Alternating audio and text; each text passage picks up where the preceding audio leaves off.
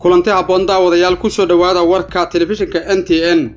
wararka TV-ga NTN oo diin hayo amiinnimadanna waxaa ka mid ah madaxa cusub ee hay'adda NISA Mahad Maxamed Salaad oo waaran iyo digniin isugu daray qaar ka mid ah saraakiishii hore ee NISA oo ka mid yahay Kulanajiis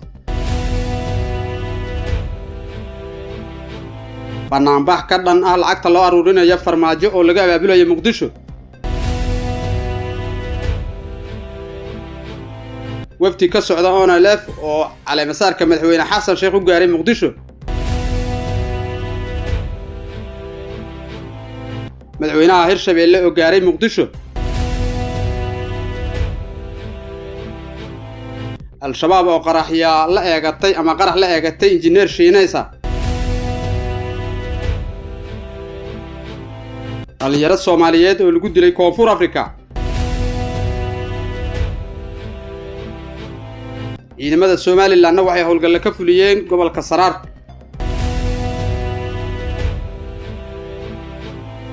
wararka dibadda NTN TV idin hayana waxa ugu dooron meeyda tiro badan oo laga helay magaalada Mirabole ee dalkaasi Ukraine qodobadaas iyo qodobo kale oo aad ku daawataan NTN TV ku soo dhawaada daawadayaal hagaag waa 8 bisha 6 sanada 2022 qodobadii aan idin soo ballan qaadnay oo faahfaahsan ku soo dhawaada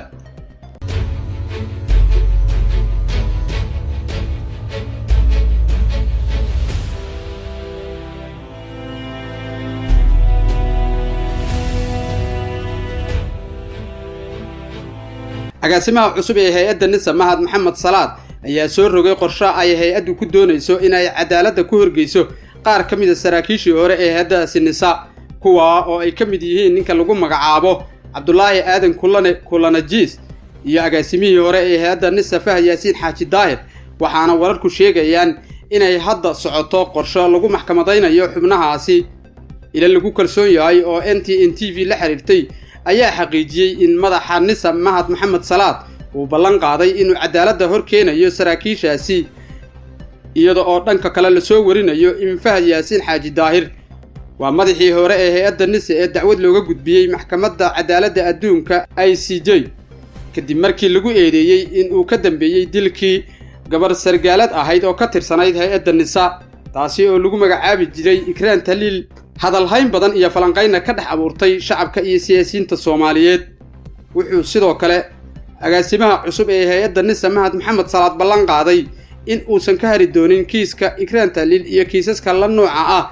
ama lagu eedeynayo mas'uuliyiintii hore ee hay'adda NISA Mahad Salaad waxa uu sheegay in cid kaste oo lagu waxyeeleeyay magaca dawladda iyo magaca hay'adda NISA uusan marna ka hari doonin isaga oo ballan qaad gooni ah u sameeyay hooyada dhashay gabadhii lagu magacaabi jiray Ikraan Taliil oo ka tirsanayd hay'adda NISA taasi oo la tuunsan yahay in ay ku baxday ama lagu dilay qorshe ay ka dambeeyeen madaxdii hore ee hay'adda nabad sugidda iyo sirdoonka qaranka Soomaaliya ee NISA lama oga waxa ay ku dambeyn doonto arrintani dhanka kale waxa waraysi uu qaar ka mid ah warbaahinta siiyay markii ugu horeysay agaasimihii hore ee hay'adda NISA Fahad Yaasiin Xaaji Daahir uu dusha kaga tuuray madaxweynaha maamulka Jubbaland ra'iisul wasaaraha xukuumadda federaalka Soomaaliya injineer Maxamed Xuseen Rooble iyo taliyaha cusub ee NISA Mahad Maxamed Salaad Fahad Yaasiin waxa uu sheegay in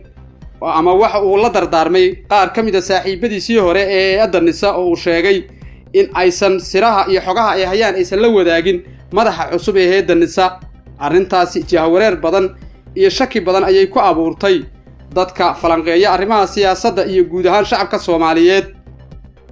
maadaama madaxii hore ee NISA oo tuun hore looga qabay dilal dhacay ama shirqool dhacay haddana laga soo wariyay ama uu sheegay in xogaha hay'adda aan lala wadaagin madaxa cusub ee NISA Fahad Yaasiin Xaaji Daahir imika wuxuu ku sugan yahay dalka Turkiga dacwado badan ayaa ka yaalay maxkamadaha gudaha asaga oo aan si toos ah uga hadlin arrintaasi ayuu u dhoofay dalkaasi Turkiga si kastaba waxa socdo isku shaandhayn iyo shaqo xooggan oo ka socota gudaha hay'adda NISA taasi ay wadaan mas'uuliyiinta ama madaxa cusub ee hay'adda NISA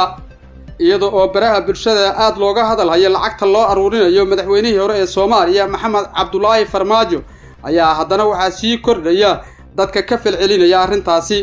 qaarkood waxa ay dadkaasi soo dhaweynayaan qorshahaasi guriga lagu dhisayo eekis madaxweyne Farmaajo halka kuwa kale oo bulshada kamid ahna ay dhaliil ku tilmaamayaan ama ay dhaliilayaan arrinkaasi kuna tilmaameen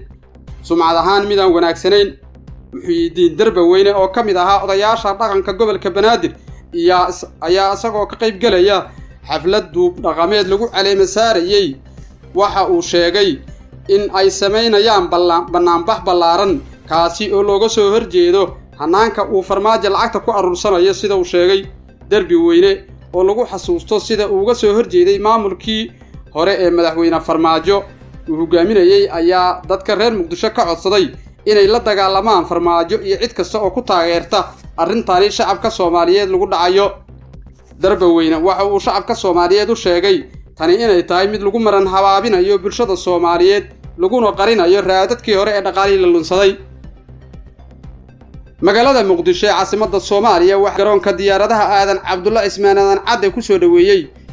wasiirka amniga xukuumadda federaalka Soomaaliya iyo mas'uuliyiin kale ayaa magaalada Muqdisho u tagay casuumaad rasmi ah oo ka helay madaxweynaha Soomaaliya Xasan Sheekh Maxamuud. xubnahan ka socday ururka ONLF ayaa lagu wadaa inay ka qayb galaan caleema saarka madaxweynaha Soomaaliya Xasan Sheekh Maxamuud ee lagu wado biri oo Khamiis ah in ay ka dhacdo teendhada afisyoonay magaalada Muqdisho. magaalada Muqdisho waxaa gaaraya wufuud kala duwan oo ka kala socota qaar kamid ah wadamada caalamka kuwaasi oo lagu martiqaaday ka soo qayb galka caleema saarka madaxweynaha Soomaaliya Xasan Sheekh Maxamuud oo hadda maraysa halkii ugu dambeysay. madaxweynaha dowlad goboleedka Hirshabelle Cali Guudlaawe Xuseen ayaa dalka dib ugu laabtay maantay kadib safar ama kadib hawlo shaqo uu ku tagay dalka dibadiisa. madaxweynaha waxa asna garoonka diyaaradaha ee aan cadda ku soo dhaweeyay labada gole ee baarlamaanka federaalka Soomaaliya xubno ka tirsan xildhibaano iyo saraakiil ciidan oo ka tirsan Hirshabelle. madaxweynaha ayaa magaalada Muqdisho waxa uu gaaray ka qayb galka xafladda caleema saarka madaxweynaha Soomaaliya Xasan Sheekh Maxamuud. sidoo kale waxa magaalada Muqdisho gaaray madaxweynaha Jubbaland Axmed Madoobe iyada oo la filayo in saacadaha ugu soo aadanna uu gaaro ama xilliyada ugu soo aadanna uu gaaro madaxweynaha Galmudug ama madaxweynayaasha Galmudug waa Axmed Qoorqoor iyo madaxweynaha Puntland Saciid Cabdullaahi Dani. warar dheeraad ayaa ka soo baxaya laba qarax oo ka dhacay gobolka Waqooyi Bari ee dalkaasi Kenya iyada oo qaraxyadaasi sida la sheegay lala eegtay kolonyo gaadiid ah oo galbinaysay injineer u dhashay dalkaasi Shiinaha oo shaqo u joogay dalkaasi Kenya. qaraxyadan oo laba ah ayaa ka dhacay inta u dhaxaysa deegaanada Ijaara iyo Sangailow ee magaalada Lamu ee dalkaasi Kenya. waxa uuna mid kamid ah labadaasi qarax uu haleelay gaariga uu saarnaa ama gaari ay saarnaayeen ciidamada booliska dalkaasi Kenya kaasi oo sababay khasaare isugu jiray dhimasho iyo dhaawac. kooxda Al-Shabaab oo sheegatay mas'uuliyadda weerarkaasi waxa ay sheegtay in qaraxaani uu qabsaday gaariga uu saarnaa injineerka u dhashay dalkaasi Shiinaha kaasi oo ilaale ay ka hayeen ciidamo Kenyaan ah. waxa ay sheegeen in weerarkaasi ay ku dileen injineer Shiineys ah oo bartilmaameedku ahaa sida ay ku daabaceen barahooda ay wararka ku faafiyaan. si kastaba ma jirto wax wara oo ka soo baxay laamaha ammaanka dalka Kenya oo ku aadan weerarkaani waxaana inta u dhaxaysa deegaanada Ijaara iyo Sangailow ee magaalada Lamu ka socda hawlgallo ballaaran oo ciidamada ammaanka dalka Kenya ay ku baadigoobayaan kooxihii ka dambeeyay falkaasi. Allah u naxariistay waxa magaalada Cape Town caasimadda dalka Koonfur Afrika lagu dilay laba wiil oo ganacsato Soomaaliyeed ahayd. marxuumiintan oo lagu kala magacaabi jiray Yaasiin Cumar iyo Yuusuf Jawhar waxa lagu dilay xaafadda Kalija ee magaalada Cape Town ee dalkaasi Koonfur Afrika.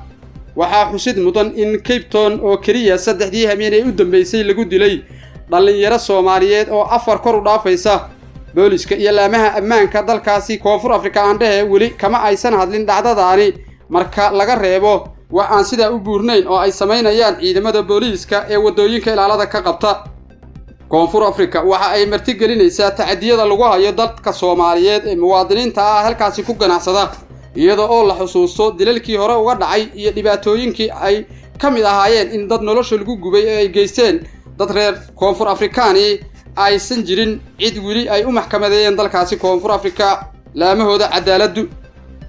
ciidamada booliska gobolka Saraar ee maamulka Somaliland ayaa hawlgallo ballaaran waxa ay ka sameeyeen deegaano ka tirsan gobolkaasi.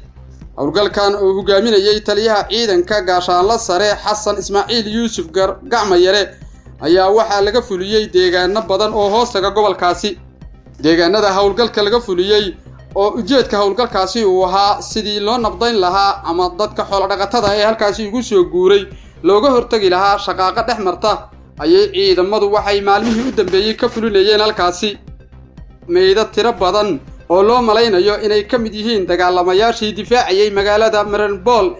ayaa la soo gaarsiiyay ama la gaarsiiyay caasimadda Kiev ee dalkaasi Ukraine qoysaska askarta difaacaasi ku dhimatay waxa ay sheegeen inay gudoomeen ku dhawaad 160 meyd ah oo labada dhinac ah konton askari oo kamid ah askartaasi dagaalka ku dhimatay waxa ay kamid ahaayeen askartii ka dagaalamaysay gudaha warshad biraha lagu sameeyo oo lagu magacaabo Azovstal madaxweynaha Ukraine Volodymyr Zelensky ayaa sheegay in ciidamada difaacu ay ahaayeen ama ciidamadaasi ay ahaayeen 2500 oo askari oo isugu jiray ilaalada xadka booliska iyo ciidamada difaaca qaranka dawladda Moscow waxa ay ka gaabsatay ciidamada halkaasi ama ciidamada Mariupol looga dilay ee la sheegay in meydadkooda la gaarsiiyay Kiev ilaa iyo hadda ciidamada Ruushku waxa ay duqeymo iyo dagaalo aan xad lahayn ka wadaan gudaha dalkaasi Ukraine wixii ay wali la daaladhacaysa difaaca dhiig shubista dhaawac kamida iyo hawlaha kale ee la xiriira mashaqada ka soo gaartay dagaalka uu Ruushku ku qaaday Bilakor warkii aad kala socoteen telefishinka NTN intaas ayuu ku egyahay daawadayaal waad ku mahadsantihiin sida aad noola jaanqaadeen iyo daawashadiina warka waxa idin soo saaray idin farsameynayay Liibaan Maxamed Aadan anigoo cali maalinay waa idin la socodsiinayay tan iyo kulanti dambe nabadgelyo